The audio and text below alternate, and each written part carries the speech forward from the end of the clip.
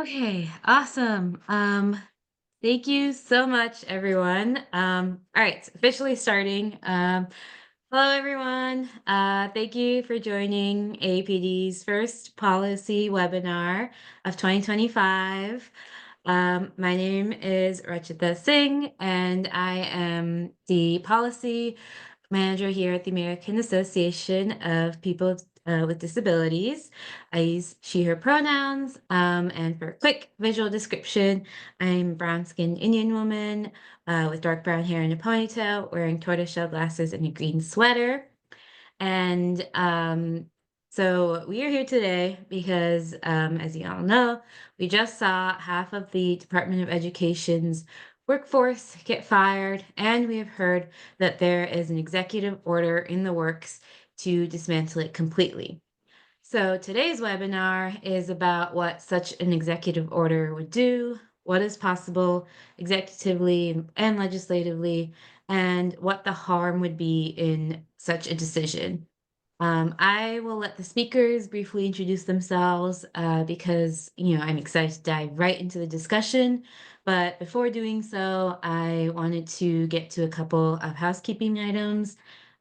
So as we've kind of been brought up, we have ASL interpretation and live captioning during the webinar. Our ASL interpreter should be spotlighted, but please let us know if you cannot see them. And please avoid using the chat right now for unless it's an urgent accommodations related need, because we want to keep it accessible for the screen readers. But please send us your questions via the Q&A function. And if there is time in the end, we will try to get to as many questions as possible. If you are here as a member of the press, please note that this webinar is closed to the press. You are welcome to stay in your own individual capacity. We will be recording the webinar and sending it out along with any follow-up material to everyone who has registered. So thank you, everyone, and I will now pass it to our amazing speakers. Do you want to start, Laura?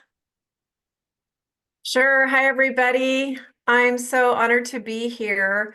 You can read about me on LinkedIn, so I am not going through my bio. I am an older white woman with blonde hair, and I am the mom of three 20-somethings, so that can give you a good guess at my age. I am an advocate for children and youth and young adults with disabilities. I came into this work through the healthcare door, did healthcare policy first. But I feel inspired to tell you that my father was born in 1928 with double club feet and spine bifida. And while I never viewed him as disabled as a child, he was just my dad with an extra leg in the closet because he had a prosthesis for one of his legs. That as I look back, his experience and the way he lived his life has inspired me to be an advocate. And I have a husband with dyslexia and a son with dyslexia and dysgraphia. So I wear a parent hat as an advocate in the policy work that I do. And I'm just really excited to be here. And Rachita, I'll turn it back to you. Thank you, Laura. We're looking forward to hearing from you. Kira, do you want to go next? Yeah, so hi, my name is Kira, and I am from the DC, Virginia area. I use she, her pronouns. Uh, I am a teenage white girl with long brown hair, wearing a blue sweatshirt. And I am a freshman at UNC Chapel Hill, actually the sweatshirt I'm wearing right now, repping the school. Uh, and I'm a disabled student organizer. I did a lot of disability organizing in high school around educating my peers and really mobilizing them around important issues impacting disabled youth, specifically within education. I am the founder and executive director of a National Disability Youth Coalition called Disabled Disruptors. We advocate for disability justice through legislative advocacy, community organizing, and just a bunch of other ways to just kind of like support disabled students in the organizing that they're already doing. And I think what spurred me to really get involved in the disability organizing space was the ableism that I've faced throughout my entire academic career, and always having to be the loudest voice in the room and speaking up for my rights, and just feeling like it was so exhausting being a disabled student, and I didn't want other disabled students to feel that way. And I just felt so alone organizing as a disabled student. And I felt like there wasn't really a space for disabled students to come together and mobilize, which is why I created Disabled Disruptors, which is essentially for and by disabled students to really come together, mobilize together, and specifically craft policy um, to uplift disabled students, because I feel like a lot of policy that affects us we're not involved in, nothing about us without us. And so I have personally done a lot of policy work in Virginia. I wrote a bill regarding disabled student emergency preparedness, and it actually this year just passed the legislature unanimously, and we are expecting the governor to sign it, which is very exciting. So yeah, that is kind of my background, a lot in disability justice in general, but especially focused within education from that student perspective. And I'm really excited to be here with you guys. And I'm so just honored to be here with the other panelists. You guys are so inspiring and so impressive.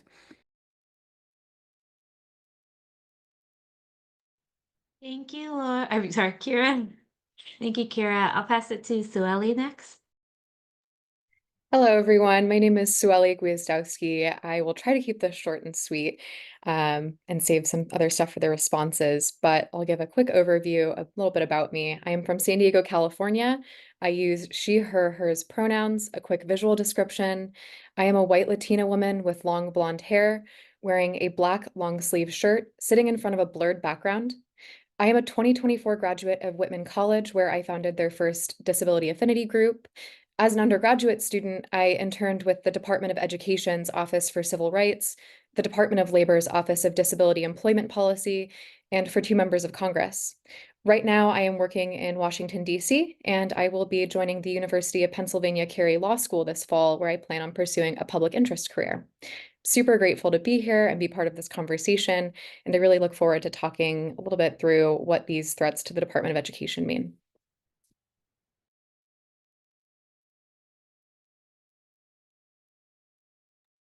Awesome. Thank you so much, Sueli. Otto, would you like to go next?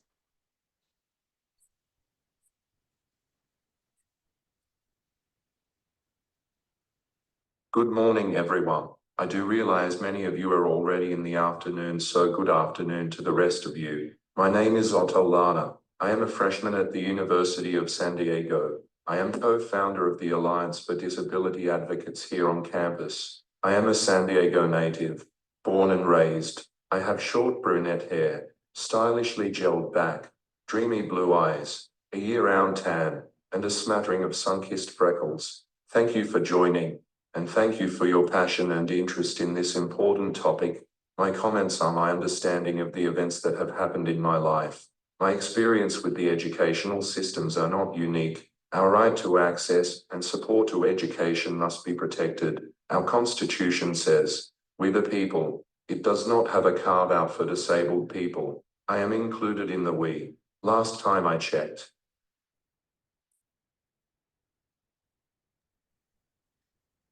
That is such a great intro, Otto, and love the ending especially. And of course, definitely, last but not least, Mercy, please introduce yourself. Hi, my name is Mercy Botchway, and I am a black girl with frosty hair tied up in a ponytail. I am wearing a black jacket and white headphones. I am a college student at Bunker Hill Community College, and I'm studying political science. And this summer, I'll be interning with the AAPD.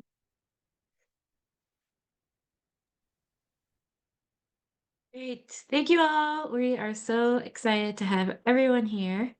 Our first question is for Laura. Can you start by laying the groundwork here and making sure we're all important about why this is important? We're all understanding about why this is important. And can you explain the role and the importance of the Department of Education? Sure, thanks for that question. The U.S. Department of Education was created in 1980 by Congress. And this is because several laws had passed from the 1965 forward that they recognized needed a place to live and call home.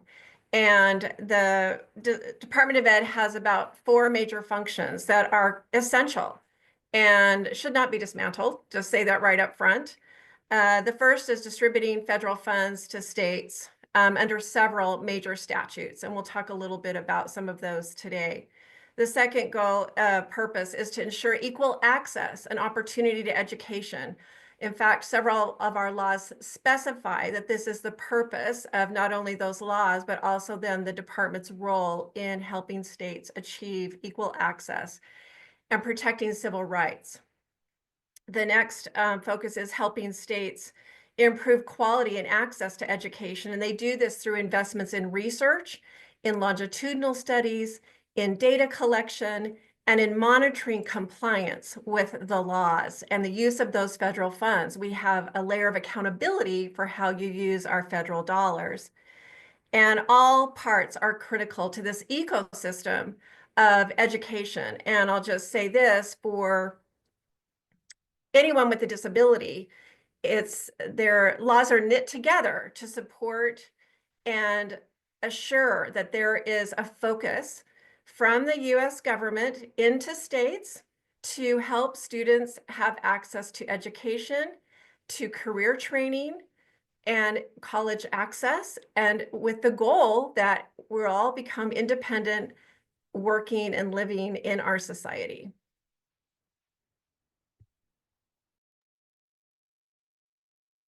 Awesome. Thank you, Laura. I'm gonna move on to the students. So, can you all tell us how the department has helped you in your journey as a student, whether that's in K through 12, in high school or college or both? And as a follow-up question, if you'd like to, did vocational rehab, which is funded by the Ed Department, help you transition from high school to college? So I can pass it. Otto, do you want to start?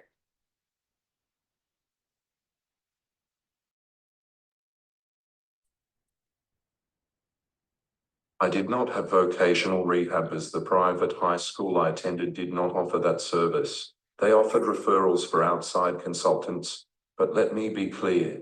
The 13 years I attended school in the San Diego area, I received special education and support services to be successful and reach my goal of graduating with a diploma and attending college after graduation. The federal laws of fate made my academic journey possible. Now that I am in college, the accommodations and support I receive are because of the 504 and the Americans with Disabilities Act. I did not graduate from my support needs when I graduated from high school.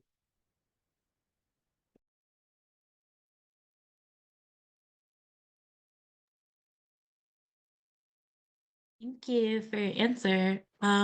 Also feel free to jump in and follow up however you all like.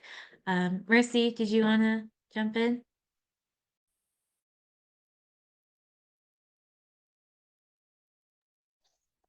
Hi, can you repeat the question?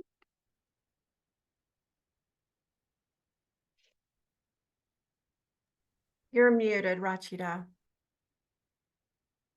Of course, still doing that after all this time. I just wanted to learn more about your journey as a student and whether the Department of Education has played a role in that, whether that was in elementary school or high school or college. Well, my journey as a student has been incredibly challenging because since I came here to the US, I didn't know I was deaf. So we did some tests and they diagnosed me with hearing loss. And so I have spent the last 12 years as a student in the United States, and it's been challenging, especially the journey from high school to college, because nobody really lets you know the issues that you're going to deal with, the bu- bureaucracy that you're gonna have to deal with. So yeah.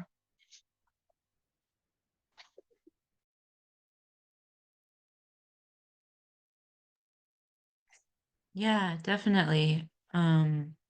That totally makes sense, and I can I can't fully empathize, but I can definitely understand the challenges you've been through. I'm wondering, were you able to go to any sort of federal support, like, or approach any federal support during your journey?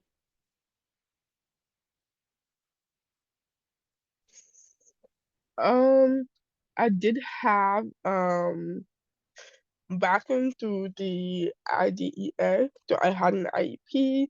I was able to get accommodation through the IEP and the 504 plan. And so the transition from high school to college, I didn't have an IEP. I had to transition into a 504, and I assumed that it would be, I assumed that it would hold the education system accountable instead of me doing the accountability piece. But it turns out that it's the other way around. I'm actually having to hold the schools and these institutions and my professors accountable to my accommodation. Mhm. I think that is something that we all have to learn so young, is self-advocacy. And I I see that so often, is even as a child, you just learn to be a self-advocate, and it's kind of a little heartbreaking. Um, Sueli, did you want to answer this question? Yeah, absolutely. The Department of Education has played a critical role in my own ability to advocate for myself and seek remedies to issues of inaccessibility and inequity. I started off my public K through 12 experience in the English as a Second Language, or ESL, classroom, profoundly impacted by the President Bush era No Child Left Behind Act, and redesignated as a fluent English speaker in the 5th grade. Later, as a public high school student with an individualized education plan, or IEP, I was told higher education would be unattainable on the basis of my disabilities. I responded by researching the minimal disability civil rights case law I had access to, negotiating the terms of my segregated education successfully, and later graduated from a public charter high school. And this was after multiple transfers to different high schools. The only reason I was successful in advocating for my own free and appropriate public education is because of the backbone for civil rights that the Department of Ed is. Their readily accessible resources for students and their families, such as the Office for Civil Rights, OCR, make your parents' student rights known and offer a myriad of avenues to demand your needs be met when existing systems fall short. More personally, I had the experience of first navigating discrimination as a subjugated student, and later on learning the ins and outs of civil rights complaints from the perspective of an intern at the department. And for me, those combined experiences exposed how critical the Department of Education's role is in ensuring student needs are not just met, but that they are consistently advocated for.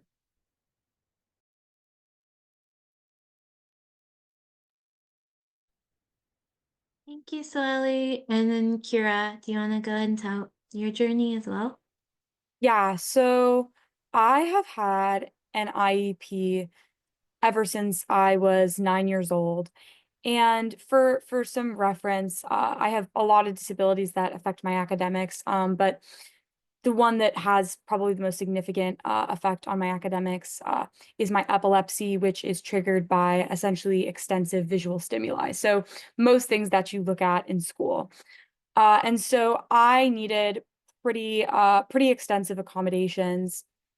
And this essentially triggered my school to want to separate me from my peers, to do work, to even just do classwork, segregating me from interacting with my peers or even participating in group assignments. And so the IDEA Act, and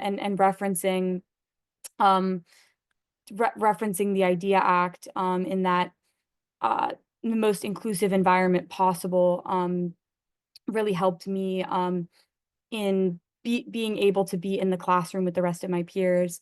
And also my school tried to put me in all standard and special education classes when I really wanted to take advanced classes. And my school just told me that disabled students didn't do this. They're like, oh, disabled students just don't take advanced classes, don't take AP classes. Your accommodations are too extensive to be able to accommodate in the advanced or AP classroom.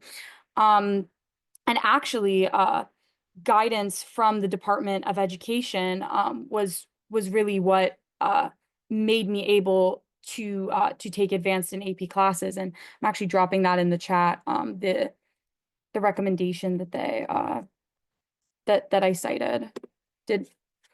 But essentially what this recommendation stated was that students should be educated up to their full potential. And without this precedent, I might have never been allowed to take AP or advanced classes that truly like challenged me academically. And without having the ability to take these classes, that would have severely limited my opportunity to be prepared for college, to apply to college and potentially to even go to college, as my school tried to prevent me from taking classes that many colleges required, such as foreign language classes. And so without that, I might not be in college right now. And also, my school told me that during the COVID year, that unless I attended school in person, I would not be eligible to receive my full accommodations, which obviously under the IDEA Act, under free and appropriate education, this was not legal. And so having that federal legal precedent, and referencing, as Sueli said, recommendations and statements from the OCR, gave me the resources to really compile a compelling argument, to where the school had to end up giving me my full accommodations virtually. And if it weren't for that, I might have never graduated high school, as I'm an immunocompromised person, and I at that time it wouldn't have been safe for me to attend school in person.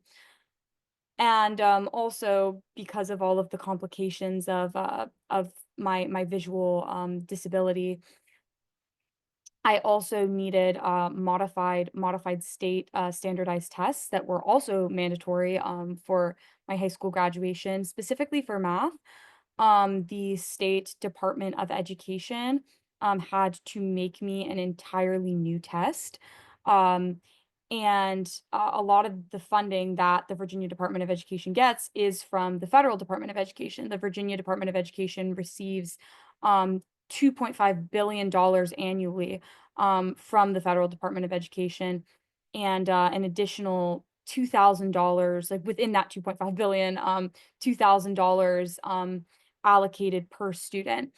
And so that funding really helped to ensure that I had the supports I need. I could take these exams safely, and that I could graduate high school and pursue higher education, which at a certain point in my education, I didn't know if that would even be possible. And so without the Department of Education, um, I definitely don't think that I would be in college. I'm not sure if I would have been able to graduate high school, and I would be having a lot more seizures. So the Department of Education has been absolutely vital for me to be able to learn and achieve and access my education in a safe and equitable way. I'll just speak really quickly to something that you brought up, Kira.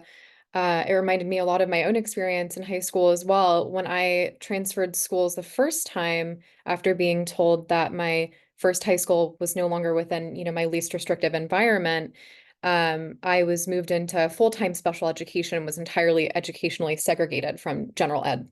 And one of the first things to go was my ability to access honors and AP courses, and also accessing extracurriculars like the speech and debate team. And it's incredibly sad and disheartening to hear how non-unique that experience is across the United States for disabled students, that even when we do move schools, in pursuit of an education that better meets our needs, we are often told, okay, now that you've moved and we've got you here, you can't get what you need, and also a little bit more too. You can't, pursue what you really want to do, and you can't take the pre-college classes that you need. There are so many barriers that are put up just in the process of trying to be educated. You fight so long to get educated, to get to a school that can meet your accessibility needs, and then when you get there, they say, all right, well, you can physically get on campus. We can get you an accessible school bus, but you can't take the classes that you need to get to college. But I just wanted to speak to that a little bit because I think it's not spoken about enough. So thank you, Kira. Yeah, just to say one more thing kind of on that.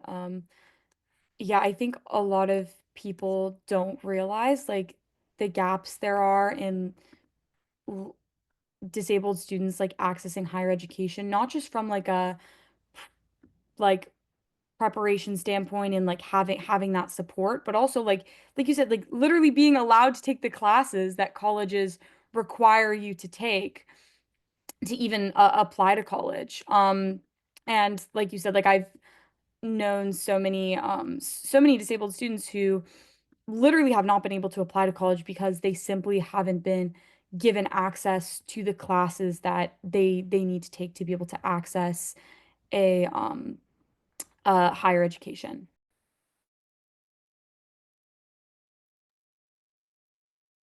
Thank you both so much for your detailed answers, and Kira for going into your journey so much. I'm sure there are a lot who can relate.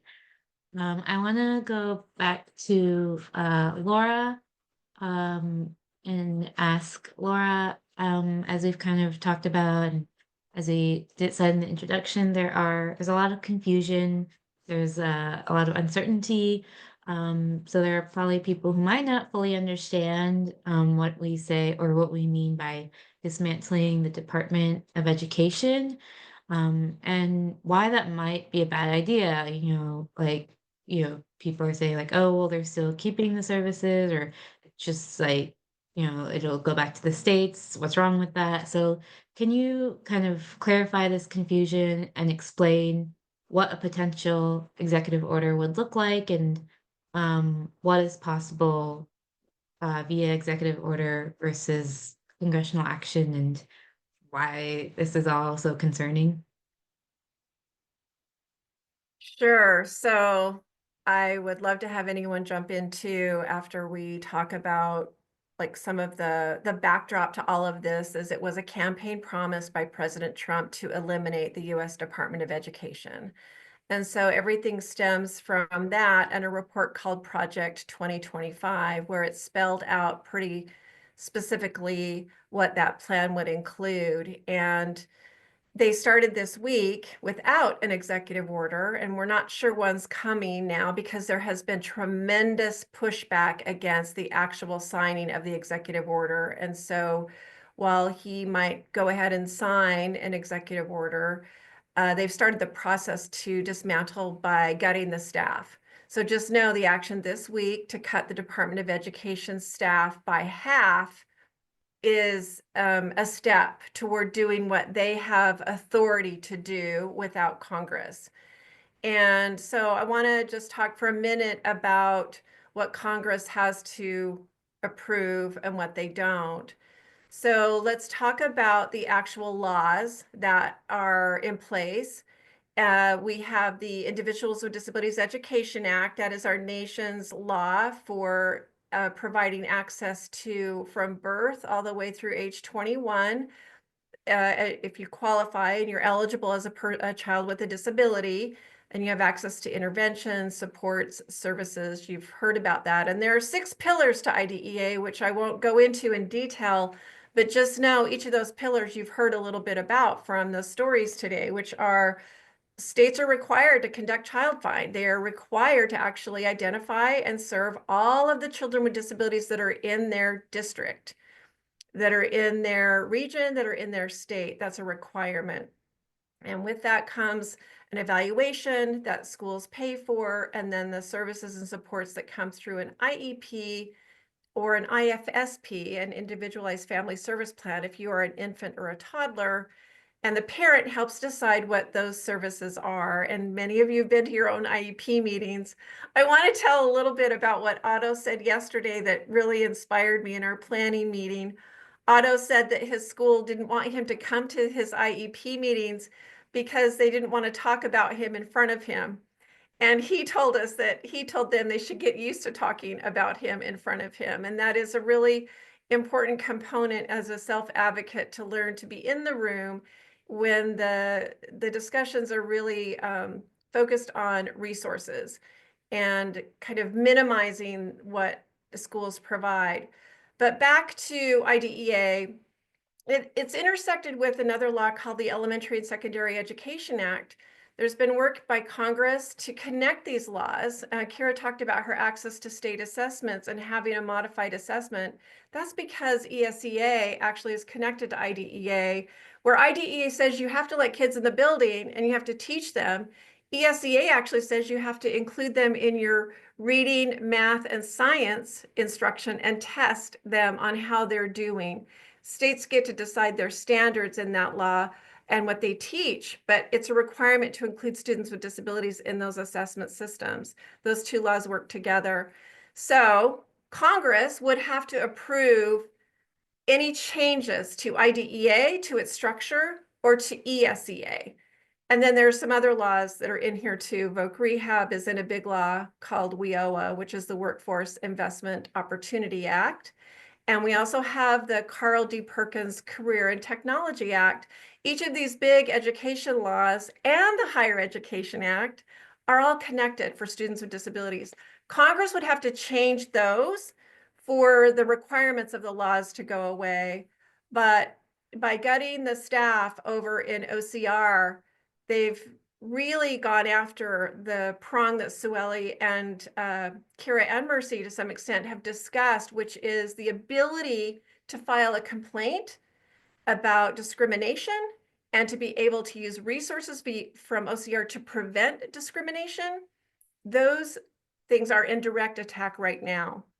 And so even without the EO, we're seeing this chipping away of the ability for the Department of Ed to function in the way Congress has actually requested it to function.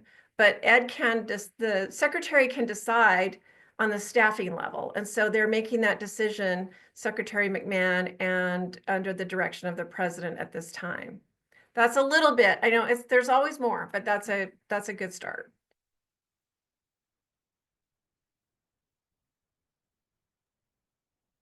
Thank you so much, Laura, for that very detailed and informative answer. I think we already have so many questions in the Q&A that I'm sure people and I'm sure there'll be more follow-up to what you've just said.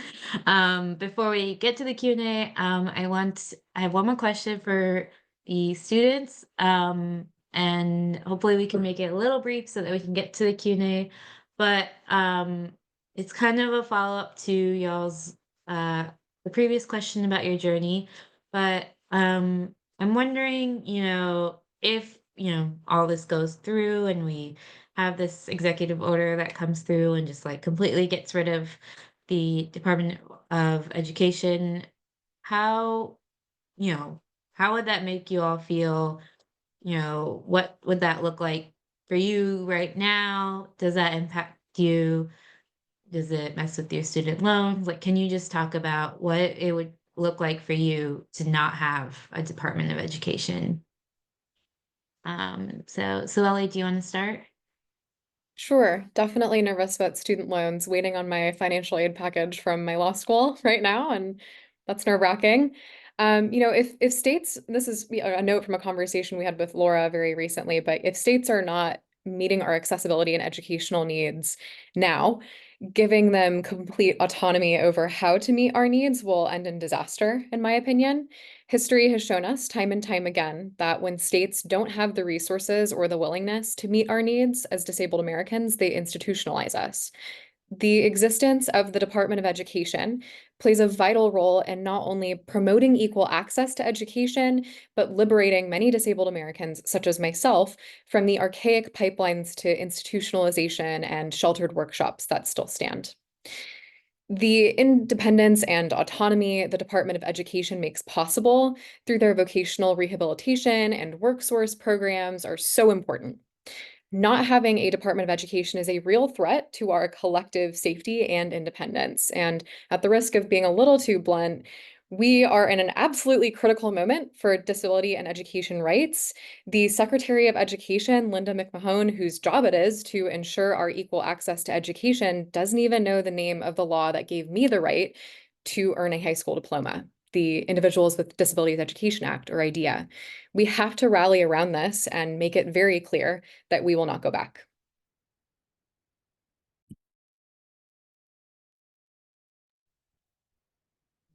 Sorry. Definitely rallying. We all need to rally together.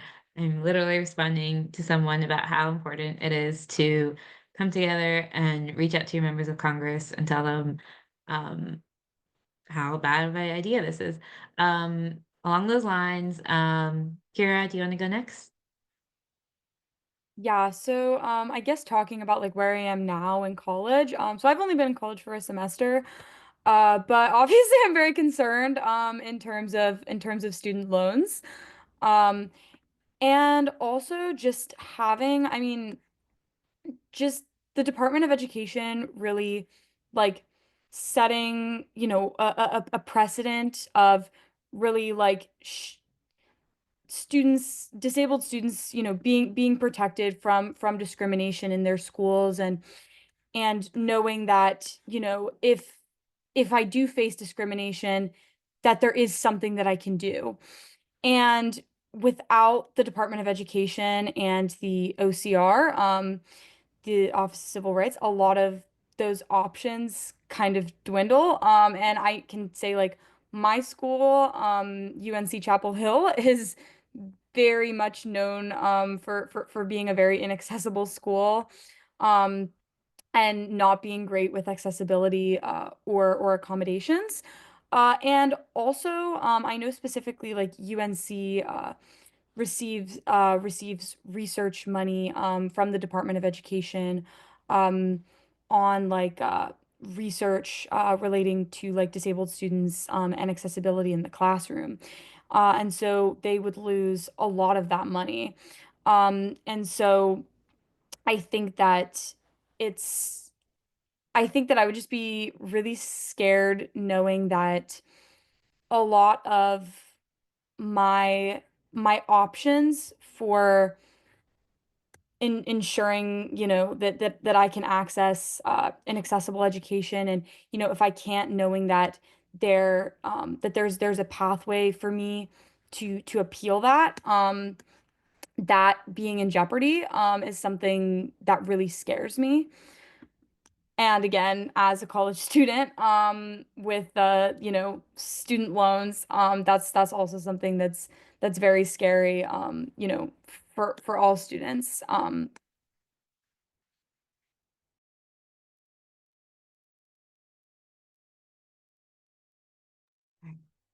Thank you, Kira. Scary times for sure. Mercy, do you want to answer? Yes, I feel the same way as Shirley because I would feel very unprotected without the Department of Education. And on top of that, this also creates a precedent that any of the department can get shut down, like the Department of Health and Human Services. Those those human services help with American well-being, and to shut down the Department of Education, that would create a precedent that the Department of Health and Human Services can get shut down too. And so that creates a level of anxiety among us disabled people because not only is our education on the line, but it's also our health is on the line as well.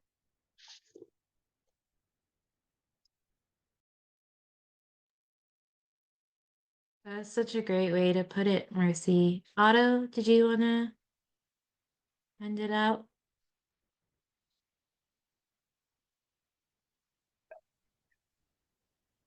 I shudder to think what my life would have been like. I recognize that my circumstance is unique to me, but having complex support needs is a universal theme in education. If there was no mandate for free, appropriate public education, only a select few would have the resources for an education. I could only imagine that the answer would be institutionalization for those who do not fit the mold. We would be going backwards, forgetting human rights are for everyone, disabled or not. We are a society that values education, and we need protection to guarantee that right.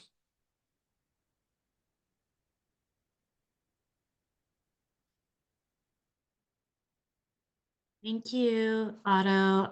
One of the things that I've seen a couple of people say, and that I wanted to kind of play as a motto for this webinar is education is our future. So I think that really goes along with what you've said. Yes, Kira. There was just kind of one more thing along the lines of college that I kind of wanted to add in terms of like Department of Education. The fact that um, Department of Education funding can also encompass funding for diversity trainings for uh, administrators and professors and teachers.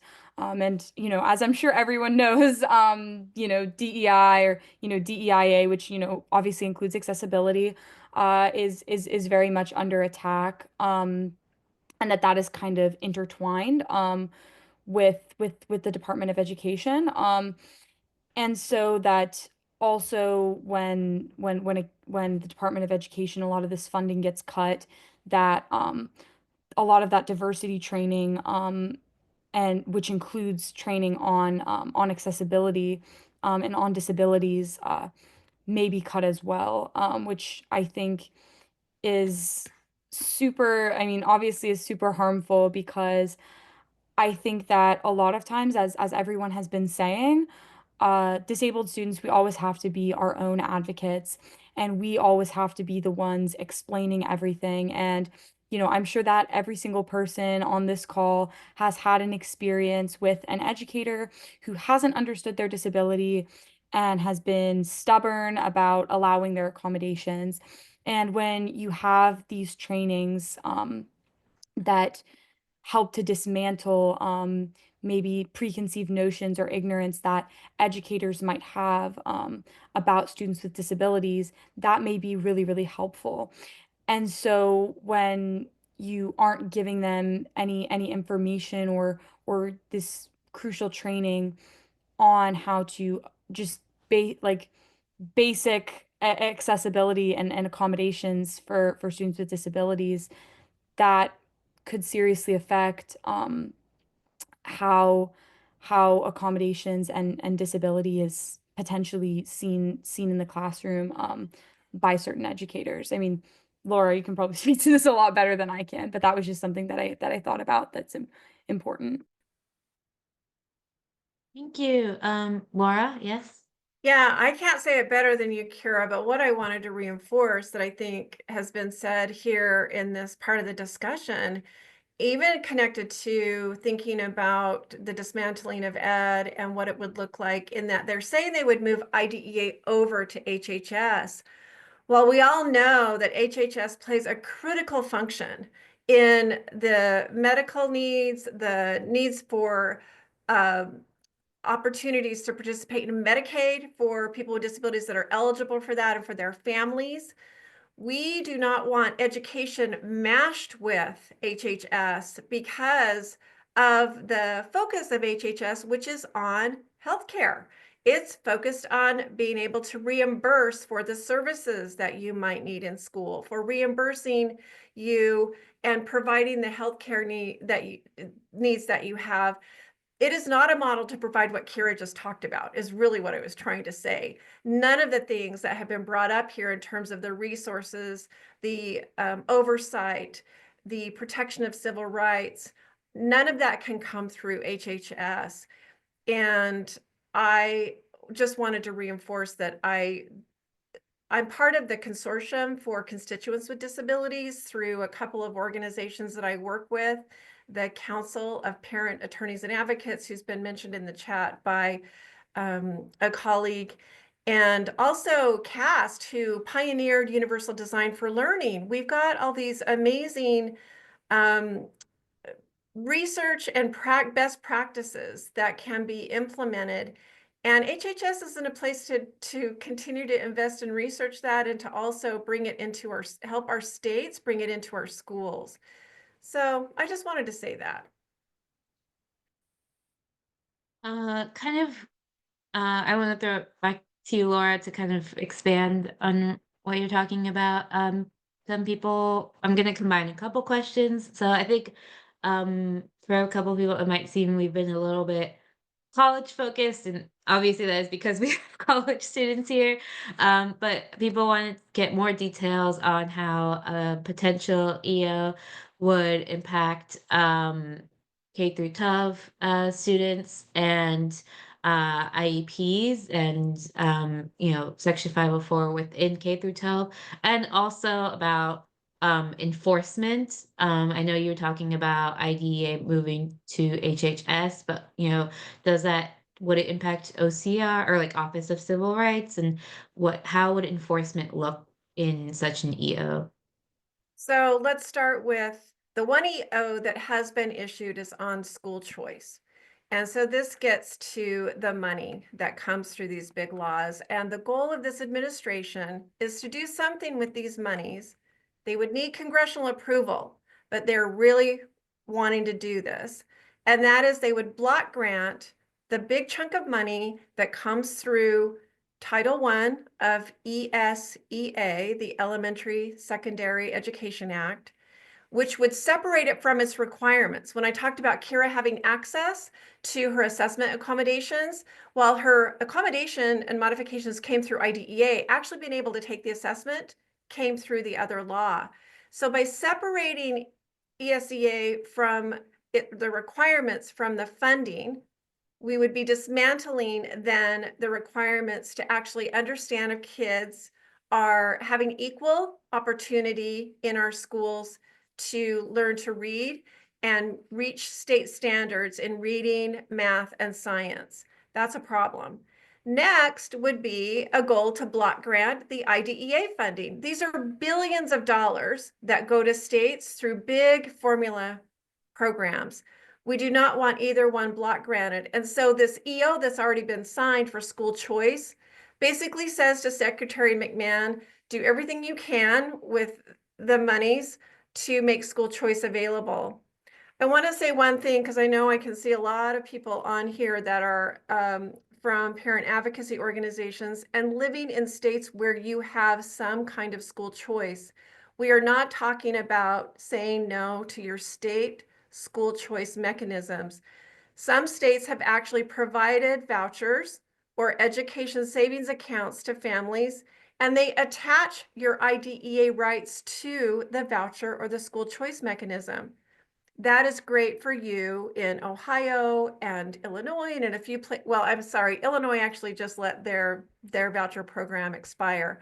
But in Arizona, Florida, there are places where you have access to these vouchers. The federal voucher program would not work that way. Everybody needs to be very clear about this. Any type of block granting and vouchering of federal money will not come with requirements.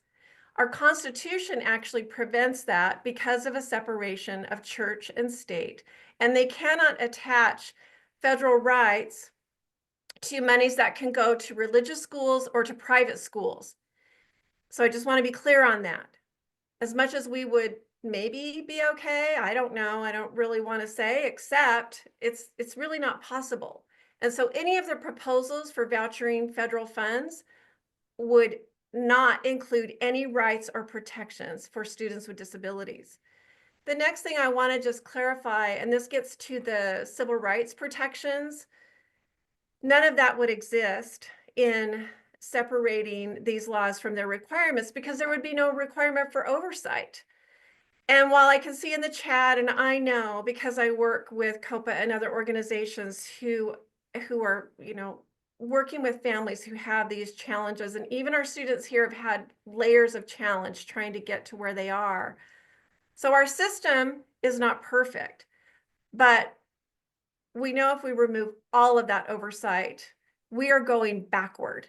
We are going back to a time where you may not even be allowed in the door of the school building, even a public school building. And that is our greatest fear. The law is only 50 years old.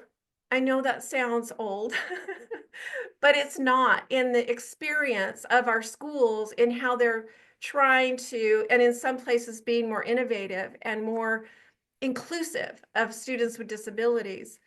And we have to have more of that and not going back to a time when a school got to decide whether you got to come through the door or not. Does that help? I can't speak for everyone, but I think it does clarify things a little bit. And I'm sorry, if there are any, I know it's easy for people in this work to easily use acronyms, just in case, for people who missed it, for IDEA, that's Individuals Disabilities Education Act, HHS, Health and Human Services Department, or Department of Health and Human Services, um, and OCR's Office of Civil Rights. If there are any others, please let me know and we'll try to write them down. For other questions, there are so many questions, and I'm sorry that we're not able to get to all of them. That was not anticipated. We will be putting out, probably after, I'm sure this EO will happen. So once that happens, AAPD and I'm sure other organizations will be putting out an explainer. So we will send that out. And if people are interested, if we see enough interest, we might do another webinar. And if, the speakers here are interested in joining, we'll try to see what we can do. I will try to do, if you all are okay, one more question. I think I'll just do a basic question for everyone, and if you can contribute, basically, what do you recommend doing in this time period? Someone asked as parents or as caregivers. Someone asked as like attendees. In your opinion, what is like the best takeaway or best, and then best like call to action for right now? So whoever wants to jump in, whoever wants to start, Mercy, do you want to go ahead and start?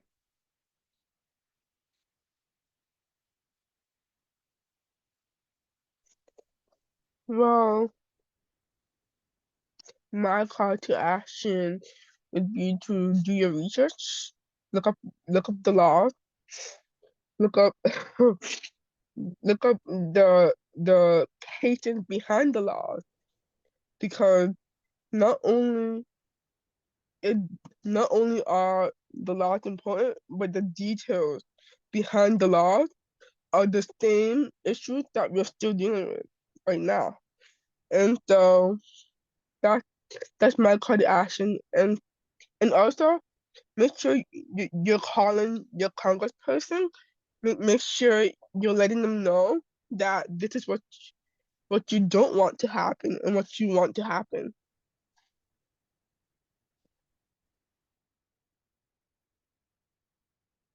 Thank you. Anyone else want to jump in? Yeah.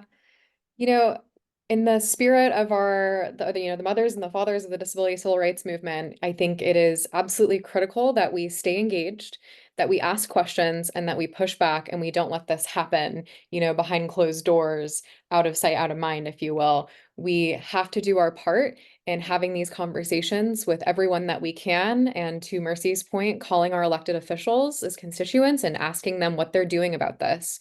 And, again, just doing your part and keeping this alive, because I think one of the biggest threats to our own, sanctity as a community is, everything happening behind closed doors and away from us, and us not being able to engage in that space, if that makes sense. But yeah.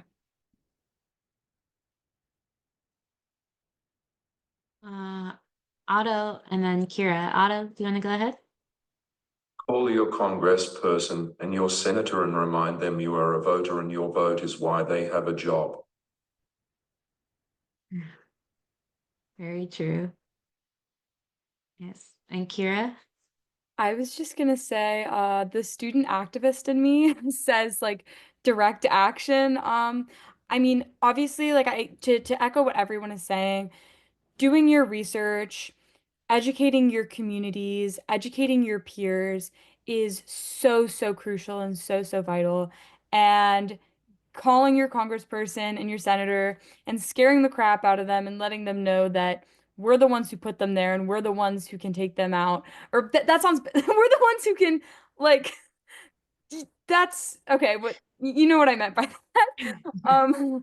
Like we're the reason they have a job. And like Otto said, we can vote them out.